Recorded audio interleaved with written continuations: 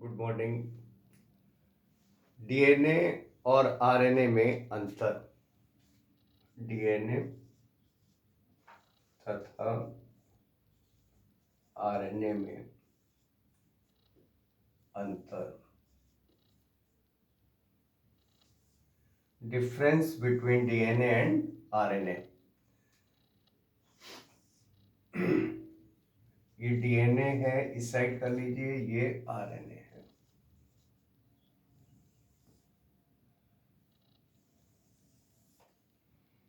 Number 1, DNA दोहरे धागे की ऐंठी हुई सर्पिलाकार सीढ़ी के समान संरचना होती है। डीएनए दोहरे धागे की, डबल थ्रेड्स, दो वलयक होते हैं। दोहरे धागे की ऐंठी हुई सर्पिलाकार सीढ़ी के समान संरचना। आरएनए इकहरे धागे की, उसमें एक ही थ्रेड्स होता है, एक वलय होता है। इकहरे धागे की कुंडलित संरचना। तो पहला अंतर हुआ, डीएनए दोहरे धागे की ऐंठी हुई सर्पिलाकार संरचना। ये दोहरा धागा होता है, वलय, एक वलय होता है इसमें।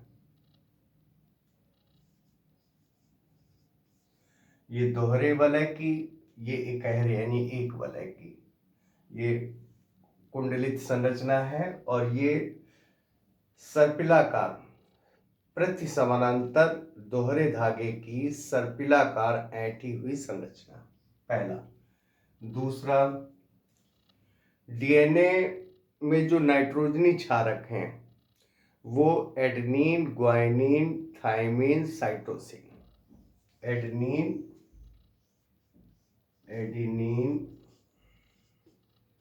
ग्वानिन, थाइमिन और साइटोसिन, ये पाए जाते हैं। और आरएनए में थाइमिन के स्थान पर,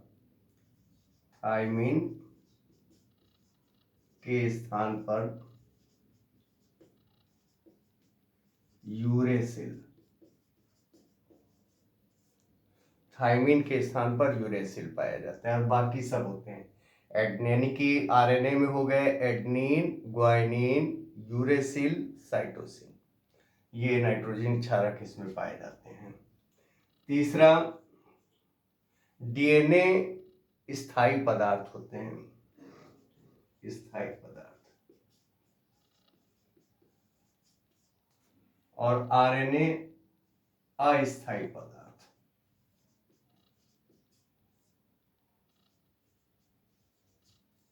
अस्थायी पदार्थ होते हैं। चौथा है, डीएनए का जो निर्माण है वो स्वतः द्विगुणन के द्वारा होता है। डीएनए का निर्माण स्वतः ही द्विगुणन के द्वारा होता है। इसमें द्विगुणन नहीं होता है,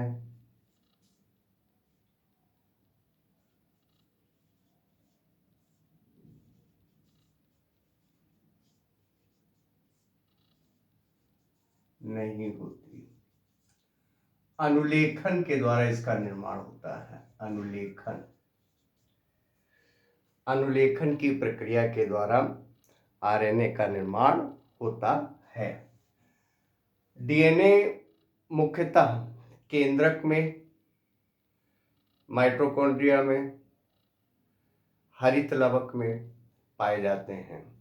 और जो आरएनए हैं वो कोशिका द्रव्य में, केंद्रक में पाए जाते हैं। मुख्यतः कोशिका द्रव्य और केंद्रक में पाए जाते हैं। तो ये डीएनए और आरएनए में अंतर, 5 अंतर हैं। ठीक है। डीएनए आनुवंशिक पदार्थ है। डीएनए आनुवंशिक पदार्थ है और आरएनए आनुवंशिक पदार्थों के वाहक हैं। आनुवंशिक पदार्थों के कौन है? वाहक। आरएनए ये आनुवंशिक पदार्थ नहीं होते हैं। किसी किसी जीवाणु में, एक दो जीवाणु हैं जिनमें ये आनुवंशिक की तरह कार्य करते हैं, जैसे टीएमवी जीवाणु है, वायरस है, टीएमवी वायरस, इसमें आनुवंशिक के रूप में कार्य करते हैं, ठीक है। लेकिन बाकी आरएनए आनुवंशिक पदार्थ नहीं होता है, डीएनए आनुवंशिक पदार्थ होता है। तो ये डीएनए और आरएनए में अंतर। इसके बाद लैक ओपेरॉन परिकल्पना। लैक ओपेरॉन परिकल्पना जो ई कोलाई हमारे स्टमक पे पाया जाता है, एस्केरिशिया कोलाई, इसमें जो ये पोषण करता है वो लैक्टोज के अपचय से ऊर्जा प्राप्त करता है, पोषण करता है। तो इसके लिए वैज्ञानिक हैं जैकब एवं मोनोड, इन्होंने सन 1961 में लैक ओपेरॉन परिकल्पना प्रस्तुत की। और जो लैक्टोज का उपापचय है वो विभिन्न प्रकार के जीन्स के कारण होता है। तो लैक ओपेरॉन परिकल्पना में पास पास स्थित संरचनात्मक जीन और उससे संबंधित कंट्रोल जीन, पास पास स्थित संरचनात्मक जीन और उससे संबंधित कंट्रोल जीन, इनका एक जो समूह है वो लैक ओपेरॉन परिकल्पना कहलाता है। लैक ओपेरॉन परिकल्पना में नियामक जीन, प्रमोटर जीन, प्रचालक जीन और संरचनात्मक जीन, इसका जो समूह है, पूरा कंट्रोल समूह, यही जो है लैक्टोज के उपापचय में ऊर्जा प्राप्त करने के लिए लैक्टोज का उपापचय करता है। तो इनका जो समूह, इन जीनों का जो समूह है वो लैक ओपेरॉन परिकल्पना कहलाता है। इसको सर्वप्रथम 1961 में जैकब एवं मोनोड नामक वैज्ञानिक ने दिया था।